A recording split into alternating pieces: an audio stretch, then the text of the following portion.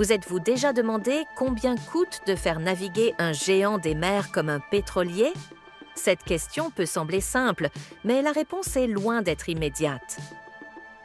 Les pétroliers comptent parmi les navires les plus imposants et coûteux jamais construits, avec des prix qui varient selon leur taille, âge, technologie et utilisation.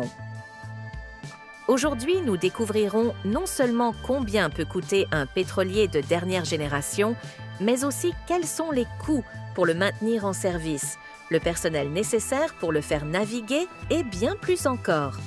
Préparez-vous à plonger dans le monde fascinant des navires qui transportent l'or noir. Si vous êtes curieux de découvrir tous les détails sur ces navires fascinants, abonnez-vous à notre chaîne Géants de la mer et laissez un like. Chaque semaine, nous explorons les secrets des géants des mers et aujourd'hui ne fera pas exception. Les pétroliers se divisent en différentes catégories selon leur taille et leur capacité de charge. Handysize, jusqu'à 50 000 tonnes de port en lourd, TPL, utilisé pour le transport de pétrole sur de courtes distances. Un pétrolier neuf de cette catégorie coûte entre 30 et 50 millions de dollars. Aframax, entre 80 000 et 120 000 tonnes, adapté aux itinéraires moyens et représente le segment le plus courant. Un Aframax neuf coûte environ 50 à 70 millions de dollars. Suezmax, jusqu'à 200 000 tonnes, conçu pour traverser le canal de Suez. Prix moyen, 70 à 90 millions de dollars. VLCC, Very Large Crude Carrier, entre 200 000 et 320 000 tonnes. Ces navires gigantesques peuvent coûter de 90 à 120 millions de dollars. ULCC, Ultra Large Crude Carrier, plus de 320 000 tonnes, rarement construits aujourd'hui. Les coûts peuvent dépasser les 150 millions de dollars. Le prix varie en fonction de l'année de construction, des technologies environnementales intégrées et du chantier naval.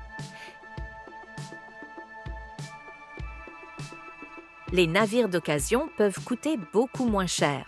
Un Aframax d'occasion avec 10 ans d'âge coûte environ 20 à 30 millions de dollars, mais les coûts d'entretien augmentent avec l'âge. Un pétrolier consomme d'énormes quantités de carburant pour traverser les océans. Par exemple, un VLCC brûle environ 100 tonnes de fuel lourd par jour lors de la navigation à pleine charge. Le prix moyen du fuel lourd est d'environ 600 $ par tonne, variable selon le marché. Cela signifie qu'une traversée transatlantique de 20 jours peut coûter environ 1,2 million de dollars uniquement en carburant. Les navires de dernière génération, équipés de moteurs plus efficaces, peuvent réduire la consommation jusqu'à 30%.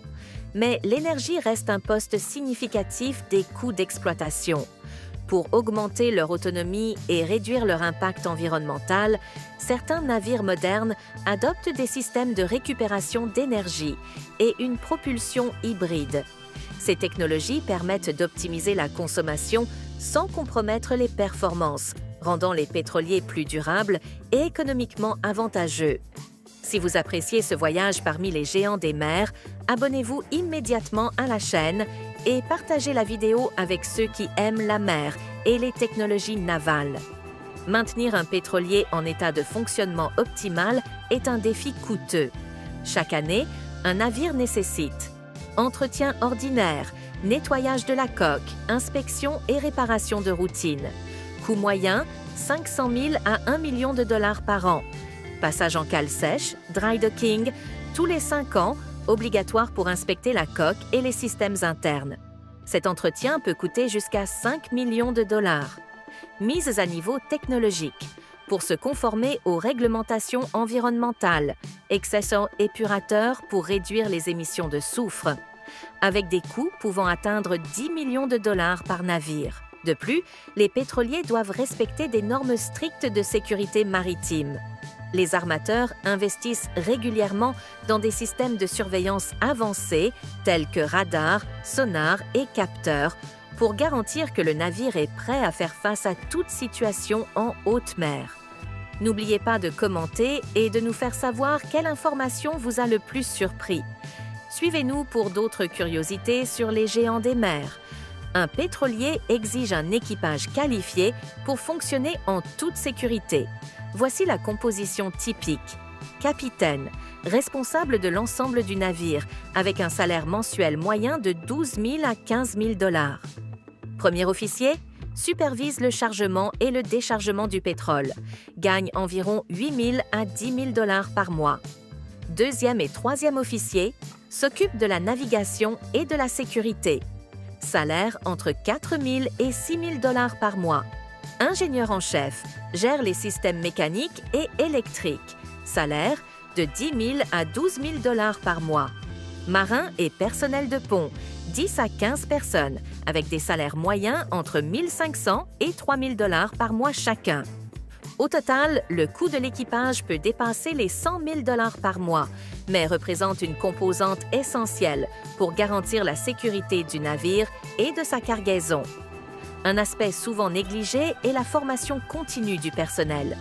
Les officiers et marins participent régulièrement à des cours de mise à niveau pour respecter les normes internationales et améliorer leurs compétences techniques. Saviez-vous qu'un VLCC peut transporter jusqu'à 2 millions de barils de pétrole, suffisant pour réapprovisionner plus de 6 millions de voitures avec un plein de carburant? Cela montre l'impact extraordinaire de ces navires sur le transport mondial. Les tarifs de location d'un pétrolier varient selon la demande du marché.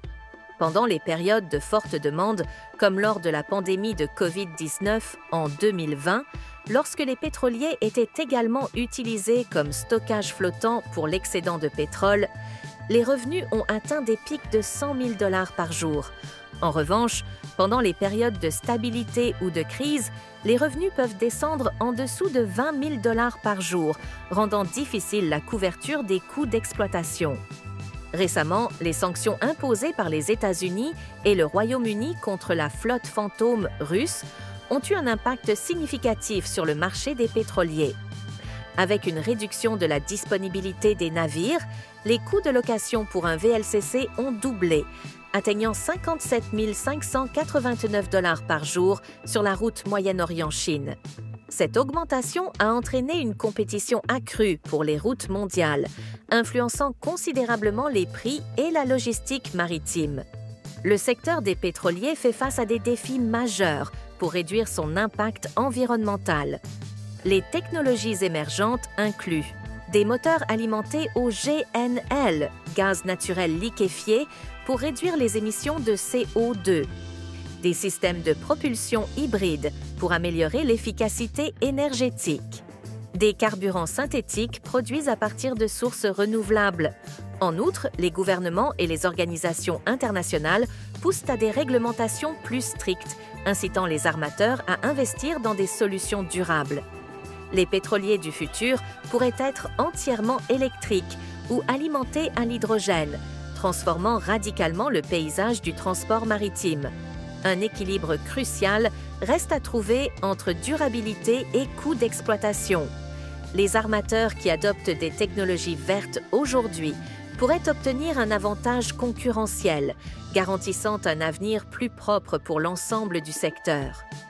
Les pétroliers sont des colosses des mers qui combinent technologie, économie et défis environnementaux. En plus des coûts initiaux, les maintenir en service requiert un engagement économique et humain extraordinaire. Et vous, saviez-vous combien coûte la gestion d'un navire de cette taille? Faites-le nous savoir dans les commentaires. Abonnez-vous à notre chaîne Géants de la mer, laissez un like à la vidéo et partagez cette curiosité avec vos amis. On vous attend pour explorer ensemble les secrets des géants de la mer.